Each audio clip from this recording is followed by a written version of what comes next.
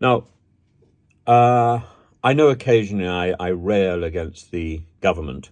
I would rail against any colour government. It doesn't matter whether it's Conservative or Labour. And I'm not a natural Labour supporter. And I certainly don't think of myself as a woke lefty. I know various followers seem to think that I am. They're wrong. They're wrong. I expect a government to do its job, and its first job is to make sure that the country functions. And that hasn't happened for some time. Now, we can lay the blame on various other people, but when it comes down to it, so for example, on Friday, I'm hosting a gig in Exeter. I'm really excited about it, a charity gig. So it's for no money.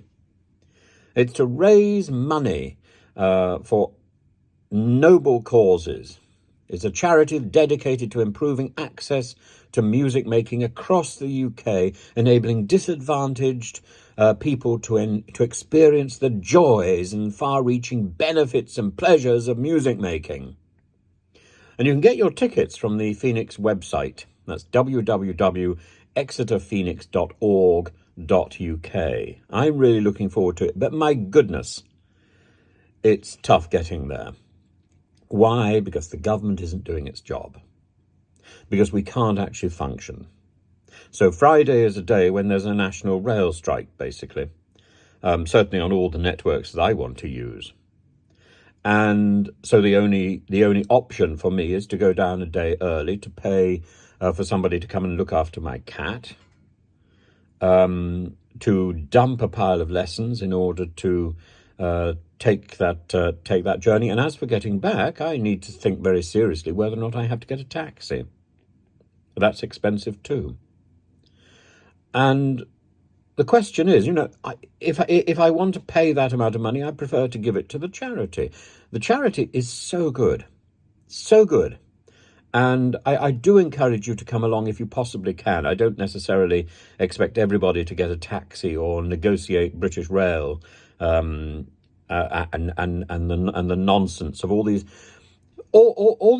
promises about BS2 or whatever it is. I can't remember whether it's called BS. It's some sort of BS anyway. These rail lines which aren't being built, which don't really go from anywhere, don't really go to anywhere, aren't making our journeys any better because the journeys aren't happening. We can't plan anything because there's no reliability. Even if the rail unions were not on strike, our trains don't run on time. Our trains often don't run. What is the point of having a train system?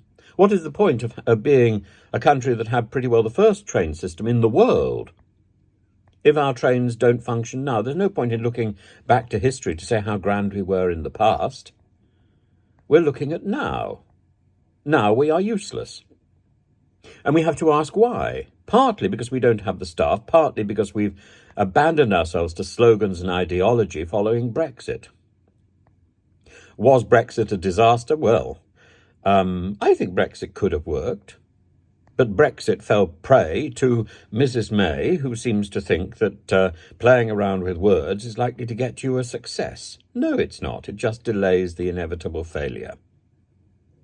So that now she can stand in the House of Commons behind Boris Johnson, behind Rishi Sunak, behind Mrs. Liz Truss, and pontificate in her own way as some sort of elder statesman. She's no more of an elder statesman than my left foot. She was a failure, and she is responsible for the failure of Brexit. Not that I particularly wanted Brexit to work. I voted to remain. I did everything I could to scupper the idea of Brexit. Yes, I think that Europe was a problem. And a foul problem. I lived in Greece. I saw how the northern states in Europe used the southern states, the poorer states, as a dumping ground for extremely anxious and vulnerable individuals who came to Europe looking for refuge, looking for asylum.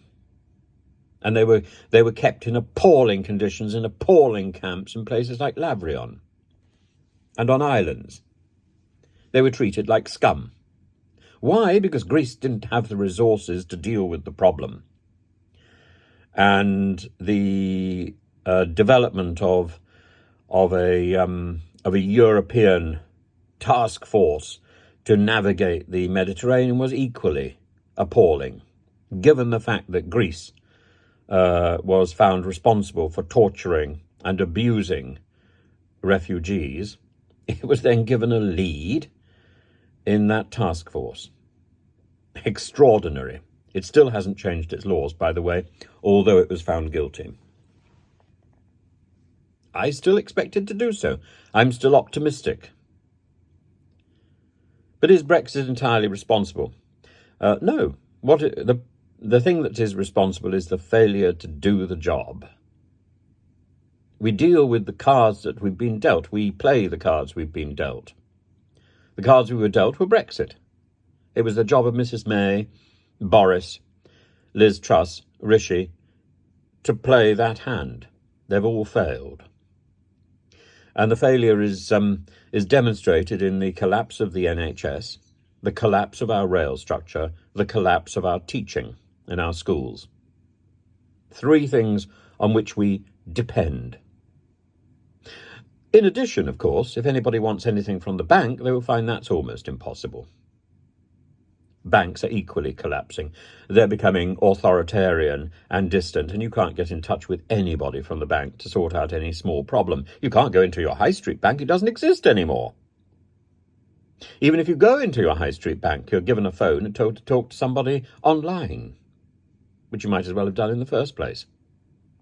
The systems are collapsing, and people are retreating to pontificating like Nadine Dorries. Words mean nothing. I can give you my word that I will be there. Means nothing. Anyway, I am giving you my word that I will be in Exeter on Friday at 4:00 at the Exeter Phoenix.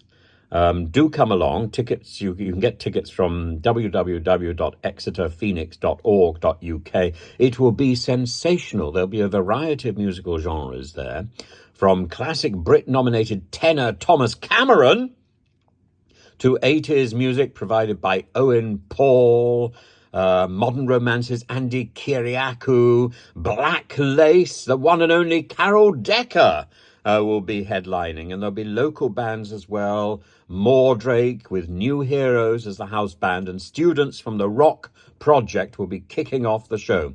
The charity is called Music for All. They're a charity that's dedicated to improving access to music making, across the UK, access to music and to making music across the UK, enabling disadvantaged people to experience the joys and the far-reaching benefits of music making. So look, do come along, brave the appalling travel system. If you've got a car, use a car. You don't have to go through Dover to get there, and it will be tremendous. Well worth it, and it will be well worth giving some money to this astonishing charity. My goodness, I would give lots of money, but I think I'm going to be spending a great deal on taxis and trains simply to do what I could do naturally. But that's the nature of the beast in our present country. I should send the bill to Rishi, shouldn't I?